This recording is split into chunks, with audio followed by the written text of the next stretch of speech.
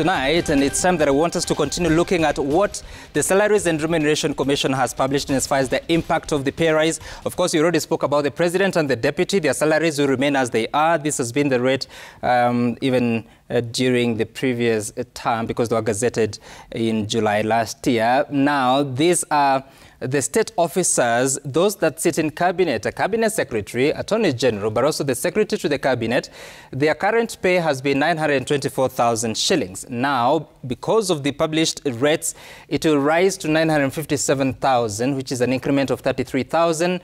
In July next year, it will go up again to 990,000 shillings. So if you had to compare from the current, the increment in total would have been 66,000 shillings. But of course, it is important to note that based on the initial information that had been shared by SRC, by this July, it should have gone up by 66,000 and an equivalent increment in the subsequent year. But because of the memoranda, the invitation for memoranda, and of course the public participation, it has come to that. Now, for those persons that are at the level of principal secretary, as well as the Inspector General and the Director General at the NIS, that is the National Intelligence Service, currently they earn 765,000 shillings.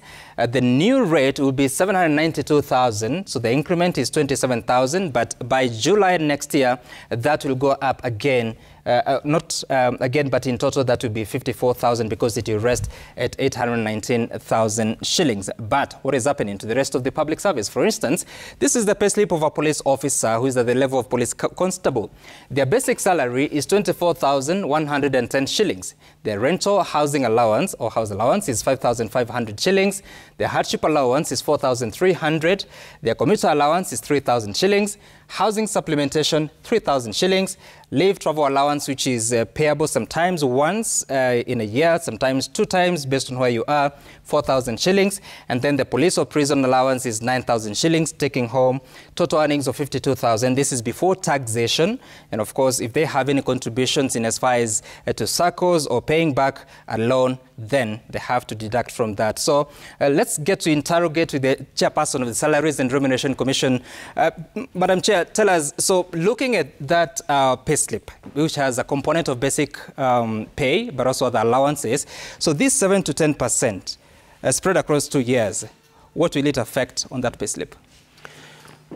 Most people will get an increase. Actually, everyone will get a basic salary. Yeah, except, as we did indicate, if you're already above 50th percentile.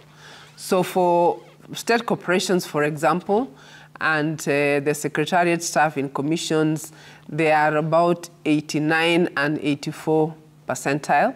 So for those ones, there will be no review. They're not part of this 7 to 10, except that there is an already inbuilt notch increase, which averages around 3%. So they will continue with that. Now, for the others who are below the 50th percentile, now they will get that percentage, which is only applied to the basic salary. Right? Now, then there is also a review in house allowance, but it's a very small review. Currently, we have 4 clusters. So we have cluster 1 up to 4. So for this review, in the first year, the cluster 4 will be increased slightly. And in the second year, we will then match cluster 4 and 3, so that we drop cluster 4 and you only have 3 clusters. So that is on basic. So this review, therefore, will only impact basic salary and house allowance to a small extent. But the other allowances... So the impact on housing allowance is not for everyone? Is that what you're saying? No, it is only affecting cluster 4 house allowance. Who are those? Now, it's not an individual. The way house allowance is today, it's clustered across the country. Nairobi, for example, has the highest rates. Then you have municipalities and other cities. So it is clustered that way. So what will happen is the lowest cluster is the one that will realize an increase. And year 2, that whole cluster will be merged to cluster 3. So that we'll only have 3 clusters. So assuming this police constable who has a basic pay of 24,000 shillings, and assuming that their increment is the 10, Yes. So the 10 is spread across 2 years. So that would be 5% for this financial year. So 5% of 24,000 would be 1,200. And assuming they don't fall within the cluster that is being affected by the housing allowance, so their pay increment would be 1,200. Yes. Yes. That's what it is, yes. Okay. If they are now on the 10 and not the 7, remember again I said it's an average of 7 to 10.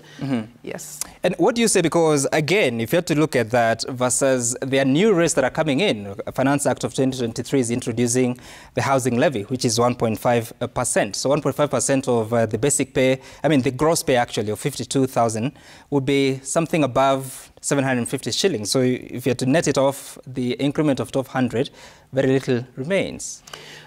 Remember, tax is a different discussion from a pay review. Tax is an obligation that we all have to pay tax. And when we are looking at pay review, we look at other factors that are spelled out in the Constitution for pay review. So we do not then say because you will be taxed, we are going to give you an increase to cushion you for tax, because then it will defeat the purpose of tax in the first place. So tax takes its own course, and it's an obligation we all have to meet. But this pay review, it was due because we were actually going through the normal cycle of a pay review. So yes, it will impact, but it is not saying that because your tax went up, then I need to be cushioned 100%. Yes. Okay. And then, of course, the argument has been, and even the president, when he was speaking about this issue, he was saying that we need to narrow the gap between the highest paid and the lowest paid. I'm looking at the police service, for instance. Look at the Inspector General. His pay is going up by about 27,000 shillings for this financial year. And of course, it is in the regions of several hundreds of thousands. You compare that with the least paid in the service, the increment is about 100. So when do you foresee a situation that we level or we reduce that gap if the increment already is increasing the gap? Or what does that mean? When we look at pay, we apply a factor of a compression ratio. That compression ratio looks at the differential between the highest paid and the lowest paid in any country. Now, so that's one factor you look at.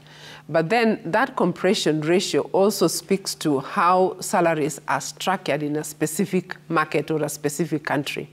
So if we take Kenya, for example, today, because we do carry out a salary survey to see where the public sector pay is against the private sector. We also look at pay for Kenya relative to other countries, although we didn't carry out that survey this year. The reason why we do that is Kenya must also remain competitive against when you compare to the other countries. But within the country, the pay structure for public sector reflects the entire market of pay structures in the country. So much as we look at the compression ratios, it has to be looked at also in the context of the economy where you operate. Now, in Kenya today, in terms of the differential between highest and the lowest paid, actually, in the public sector, our ratio is probably not as wide. I can share with you, for example, in the salary survey that we undertook, and we were looking at not the highest paid in Kenya, but the middle companies that pay in the middle. The CEO, the highest CEO, was earning 3 million, right? Here we're looking at the president at 1.4, right? So that tells you that actually the pay in the public sector is not necessarily the highest. It's almost actually, if you look at just looking at the president at 1.4 and another CEO at 3 million, so that just tells you how pay is in the public sector. So our compression ratios in the public sector is actually relatively okay compared to even private sector and when you compare to the market. So your question of will we have a situation where these ratios are compressed, that they are almost similar? That again, I said, it speaks to your market dynamics. In countries like the Scandinavian countries, they try and reduce that to almost a differential of probably just 40%. But that is their market, and that's how it is structured. So for Kenya, we are close to the target that we would like to have. Okay, interesting.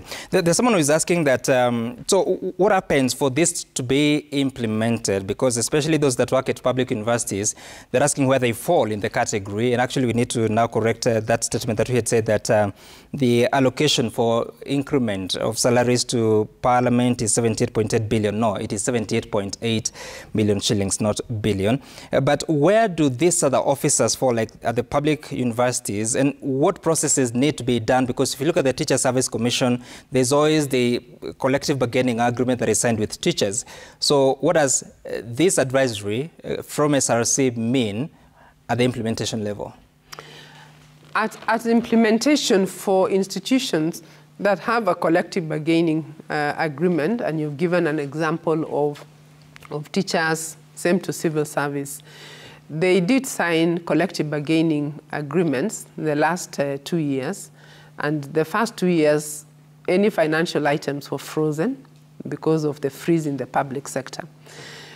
So they did sign collective bargaining agreements for the 4-year period, but with the agreement that they will reopen discussions on the financial items this year.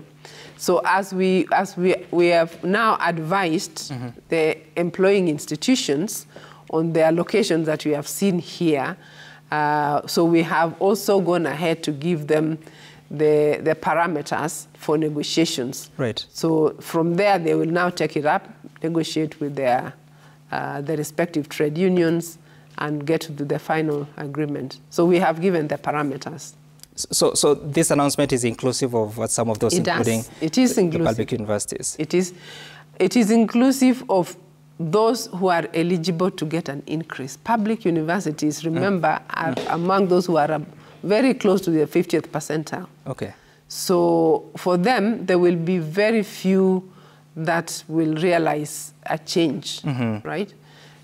So primarily the ones we are talking about that has trade unions will be the teachers and the civil servants. Okay. Yes. Just clarify that. So there's an annual increment of 3%, and there's a 7 to 10, which is halved. So you can confidently say 3.5 to 5% increment. So if you reduce with 3%, then the increment is very minimal. How do you explain that? We explain it by the constraints of the fiscal space. One of the core principles is affordability and fiscal sustainability of the wage bill. At the moment, that wage bill is around 43% of revenue against a target of 35%. It's projected to go down slightly to 40%. So we're beginning with a situation where we are actually way above the target that we should be aiming for. What that tells us is that actually we don't have the luxury of increasing pay per se. And therefore, this pay review is more about harmonization to achieve equity and fairness. It is not a pay review to say, let's try and increase pay for everybody. It was purely harmonization for equity and fairness, but within a very constrained fiscal space, because we are not meeting the targets as required in the Public Finance Management Act. Okay, very interesting. Of course, you continue to interrogate what exactly these pay rise and the Gazette notice by SRC means. I want us to take a look at some more numbers that will tell us about the implication of that Gazette notice that was published yesterday by the Salaries and Remuneration Commission, and specifically talking about the state officers that are stay or work at this institution that, okay, obviously this is more benefits that will be coming to the Inspector General and the Director General of NIS. Of course, previously they were getting a car loan repairable within 5 years of 6 million shillings. And of course, well, there are figures here that are not telling, because that should have gone to 8 million, and this mortgage should have gone to 35 million shillings from 30. And of course, the interest rate for that is 3%. But the wage bill at the moment is at more than 1 trillion shillings, and the ratio to the revenue, according to the figures shared by SRC, was 40.5%. The chair says that could be about 43%, but she also says that the target should be 35% of ordinary revenues. We are talking about 969,000 employees in the public sector. But there are some few allowances that have been scrapped by the SRC, that is sitting allowances for internal committees at institutions, task force allowances for internal operations or task forces, and of course the retreat allowance for organizations that need to come up with some policy documents. And the reason has been given that this is amounts to double compensation. We'll be hearing from the chair about that. The daily subsistence allowances have also been rationalized to an extent that the local travel, the subsistence allowance has been standardized, and the foreign travel remains unchanged apart from a few countries. Then the travel allowance, the daily range is now between 4,200 shillings up to 18,200 shillings per day. This is locally, and especially you have to remember that it depends on the grade of the person traveling. And this, again, has been standardized across the country, and it is not payable if you're traveling within 50 kilometers radius. What does that mean? Especially for smaller counties that may want to do some outdoor activities. These are new salaries for the Speaker of the Senate, the Leader of Majority. Currently, these are the rates. It is being increased to 1.18 million shillings for the speakers. For the Leaders of Majority and Minority, 784,768, and by July next year, it should go up to 800,000 shillings. And for the state officers who sit in those houses, for an MP and a senator, these are just for illustration purposes. It doesn't mean that these are their pay slips.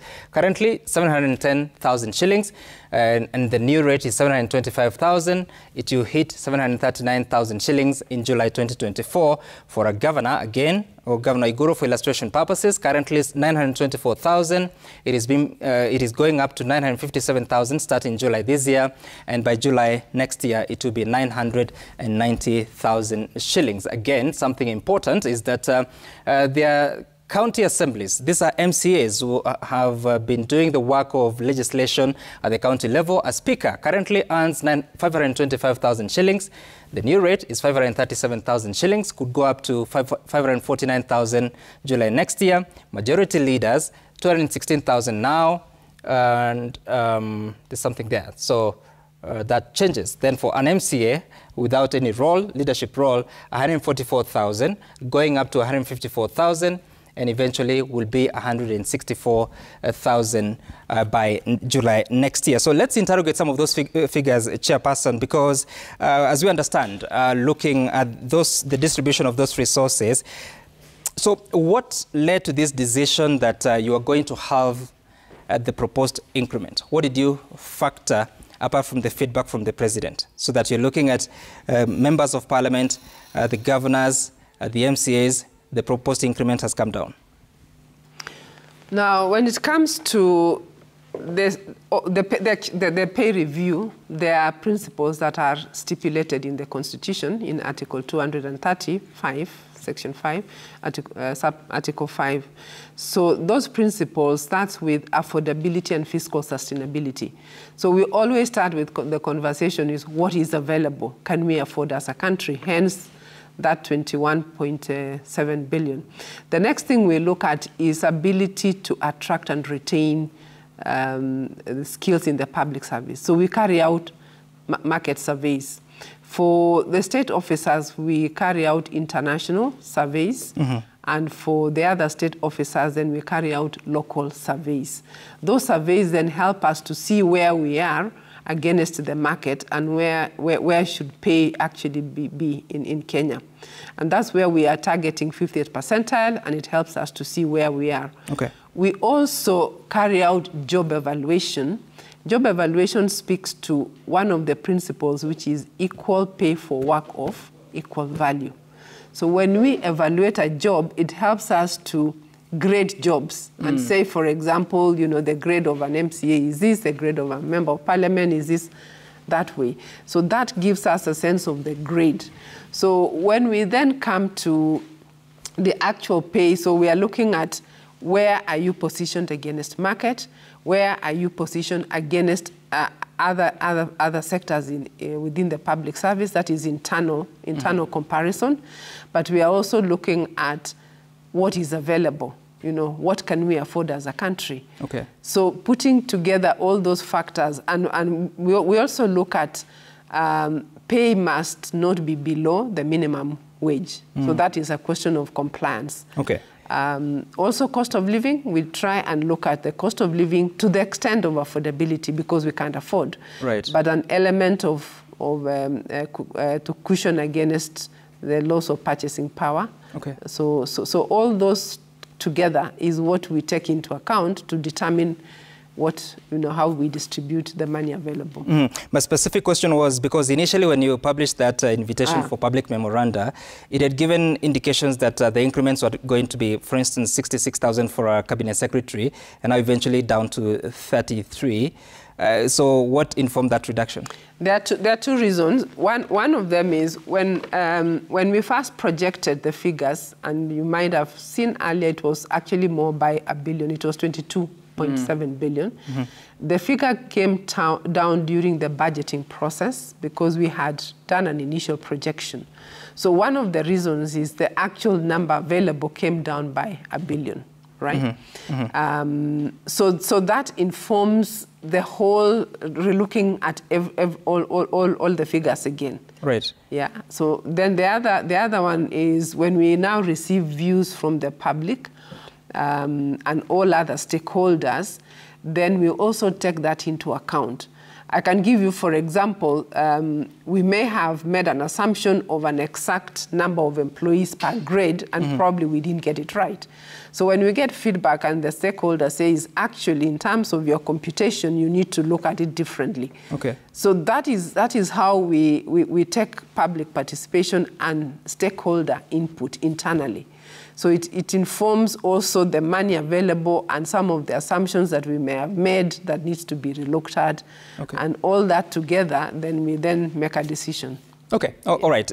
Do stay with us because, excuse me, later on we'll get to the question of those allowances that are being rationalized, but also the questions that members of the public may have this evening.